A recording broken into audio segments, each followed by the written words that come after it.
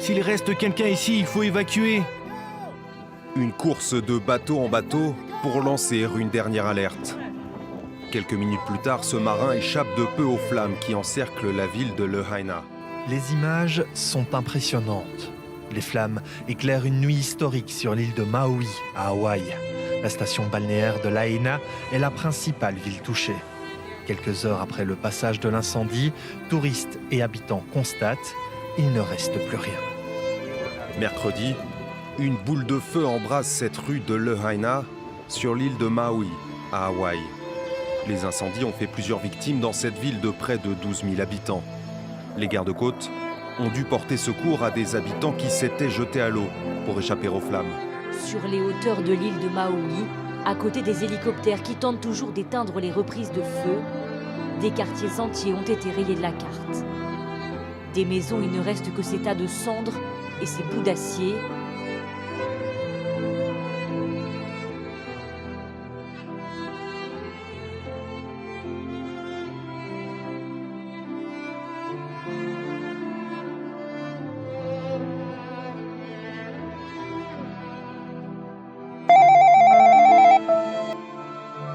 Personne bénie, il y a un feu historique qui arrive. Un feu historique arrive sur cette terre.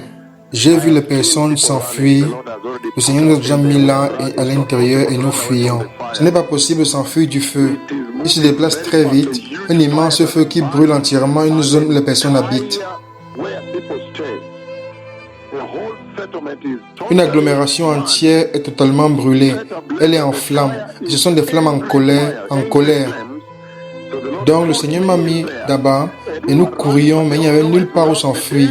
Le danger était que les flammes viennent et nous encerclent. Donc, des personnes s'enfuient.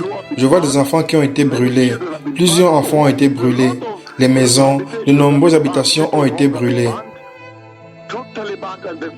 Les habitations des personnes ont été brûlées, totalement brûlées. Et le feu venait rapidement, donc les personnes couraient vers l'entrée d'où ils pouvaient s'enfuir de cet endroit, mais le feu est arrivé et les a encerclés. Les personnes ont été brûlées, les bébés, les enfants ont été brûlés, les adultes, les maisons totalement détruites. C'est un feu très très enragé, flammes enragées, des ondes de feu. Les flammes se déplaçaient tellement rapidement. Nous avons essayé de nous enfuir, d'atteindre la sortie. Mais nous n'avons pas pu. Les flammes nous ont surprises là-bas. Oh, c'est incroyable. Le Seigneur appelle à la repentance. Il y a un feu sérieux qui arrive. Sérieux, sérieux, sérieux. Il va brûler une agglomération tout entière. Ce sont des flammes massives et enragées, très rapides avec colère et furieuse. Plusieurs personnes vont être brûlées car il n'y avait pas d'issue pour s'enfuir.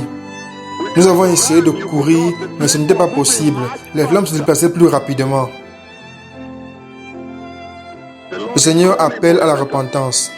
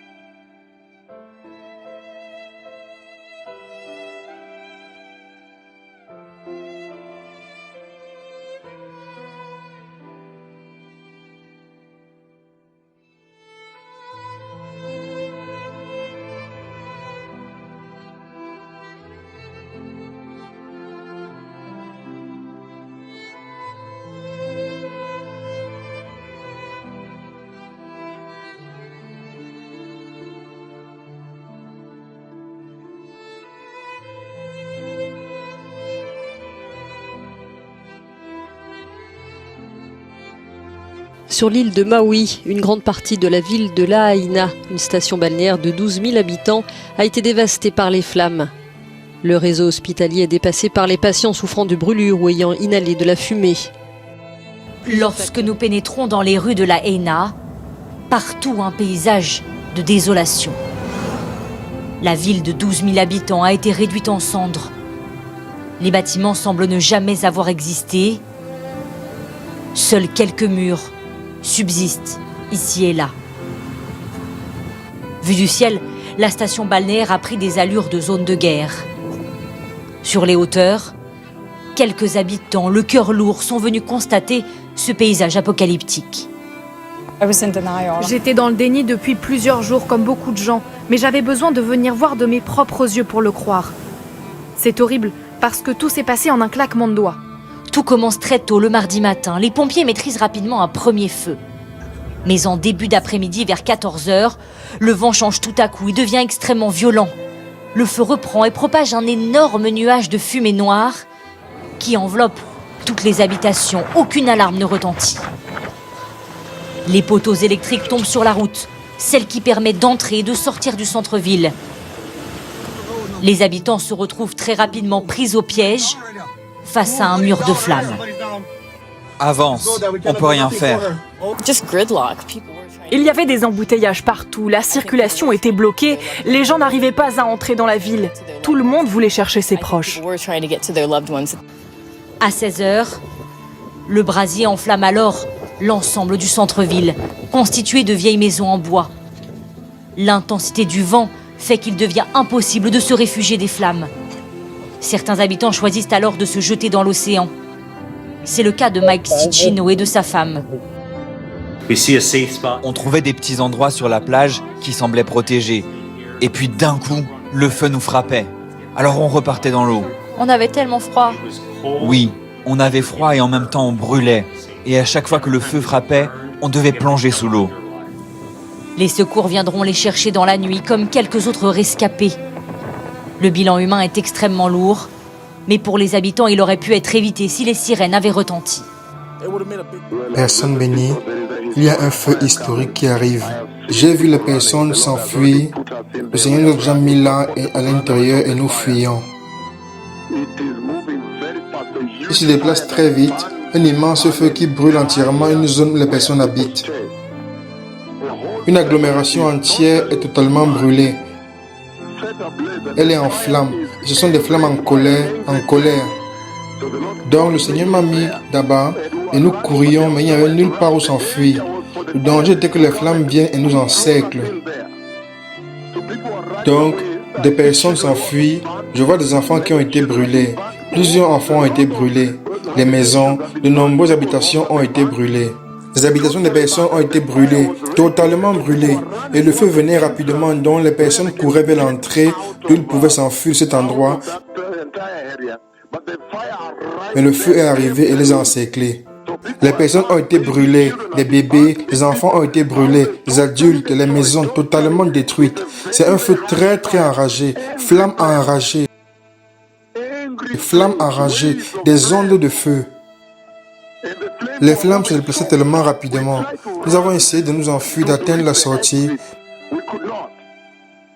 Mais nous n'avons pas pu. Les flammes nous ont surprises là-bas. Oh, c'est incroyable. Le Seigneur appelle à la repentance. Les images sont impressionnantes. Les flammes éclairent une nuit historique sur l'île de Maui, à Hawaï. La station balnéaire de Lahaina est la principale ville touchée. Quelques heures après le passage de l'incendie, touristes et habitants constatent qu'il ne reste plus rien. Nous n'étions pas préparés pour ce que nous avons vu. Ce que nous avons vu ressemble à une zone bombardée et brûlée dans une zone de guerre. C'était incroyable. Cela fait 52 ans que je vole depuis Maui et j'ai vu tous les types d'incendies qui se sont produits ici en 52 ans. Je n'ai jamais rien vu d'aussi dévastateur. Mercredi, l'ouragan Dora, avec ses rafales de vent allant jusqu'à 130 km/h, n'a fait qu'aggraver la situation. Lorsque nous nous préparons à l'ouragan, nous nous attendons à la pluie. Parfois, nous attendons à des inondations. Nous n'avons jamais prévu qu'un ouragan qui n'a pas eu d'impact sur nos îles provoquerait ce type d'incendie de forêt.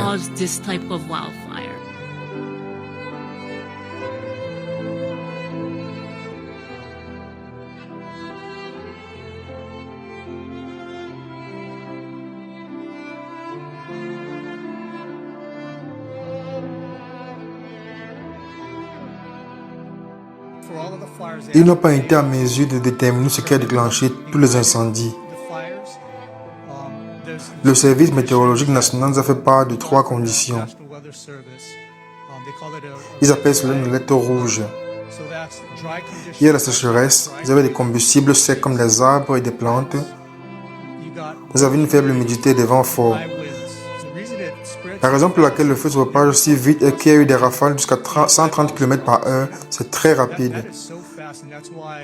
C'est pourquoi le comté de Maui a eu tant de mal à contenir l'incendie, parce que les vents étaient si forts, nous n'avons pas pu fournir les hélicoptères pour essayer d'éteindre les flammes. J'ai vu les personnes s'enfuir. Le Seigneur nous a déjà mis là et à l'intérieur et nous fuyons. Ce n'est pas possible de s'enfuir du feu. Il se déplace très vite. Un immense feu qui brûle entièrement une zone où les personnes habitent. Une agglomération entière est totalement brûlée. Elle est en flammes. Ce sont des flammes en colère. Et le feu venait rapidement, donc les personnes couraient vers l'entrée d'où ils pouvaient s'enfuir de cet endroit. Mais le feu est arrivé et les a encerclés. Les personnes ont été brûlées, les bébés, les enfants ont été brûlés, les adultes, les maisons totalement détruites. C'est un feu très enragé, flamme enragée. La rue principale de Lahaina, d'ordinaire si animée, transformée en désert de cendres. Les carcasses de dizaines de voitures s'amoncellent. Leurs propriétaires n'ont pas réussi à fuir. J'ai vu une femme dans une voiture qui essayait de descendre la rue. Elle s'est retrouvée coincée et les voitures explosaient comme des mortiers. Personne n'a pu l'atteindre pour ouvrir sa porte ou sa fenêtre. Elle était coincée. On l'a vue partir. C'était une cité balnéaire de carte postale. Lahaina, la capitale de l'île de Maui, n'est plus qu'un vaste champ de cendres. Elle est détruite à 80%. Le long du Pacifique, sur la rue principale, des dizaines de bâtiments calcinés. Des carcasses de voitures, des épaves de bateaux. Et le silence des grandes catastrophes. Une île fantôme dans laquelle errent des habitants encore traumatisés, entourés par les autorités. Je suis resté sur le toit et j'ai essayé de combattre les flammes pendant 3 heures, mais je ne pouvais rien faire. Alors je me suis dit qu'il fallait que je parte. J'ai couru vers l'océan et je me suis jeté à l'eau. Des images qui hantent les rescapés. Vue du ciel mardi, voici comment Hawaï s'est embrasé. Autour des coquettes maisons de Maui, un mur de feu. Infranchissable. Dans les voitures, la panique pour échapper aux flammes. Et pour ceux qui s'en sont sortis, la culpabilité aujourd'hui. J'ai laissé des gens derrière moi, tant de gens. Je sais que j'aurais peut-être pu les aider, mais je ne pouvais pas. Ça me mettait en danger. Si je l'avais fait, je ne serais pas là. À la télévision et sur les réseaux sociaux, des photos, celles des portés disparus. 1000 personnes n'ont toujours pas donné signe de vie. À cause du réseau téléphonique très endommagé et des routes coupées, les recherches et l'acheminement de l'aide sont rendus très difficiles. 10 minutes après que je sois sortie de chez moi, tout était détruit. Dans le village, c'était comme une zone de guerre. Il ne restait plus rien. Plus de rues, plus d'écoles. Ce qui me choque le plus, c'est qu'on a tout perdu en quelques secondes. Avec ses enfants, tout le long de sa fuite, elle assiste à des scènes traumatisantes. Les personnes âgées ne pouvaient pas s'échapper toutes seules. On a vu des gens tomber au sol à cause de la fumée et mourir. J'essayais de faire en sorte que les enfants ne voient pas ça. Les personnes qui sautaient dans l'océan, j'ai gardé leur tête baissée et on a fui. Le long de la côte, la ville balnéaire de Lahaina est ensevelie sous les cendres. Quasiment rien ne semble avoir résisté à la violence des flammes. Les habitants qui filment leur arrivée sur place sont incrédules. Il y a encore de la fumée. La voiture de mes amis ici et notre panier de basket.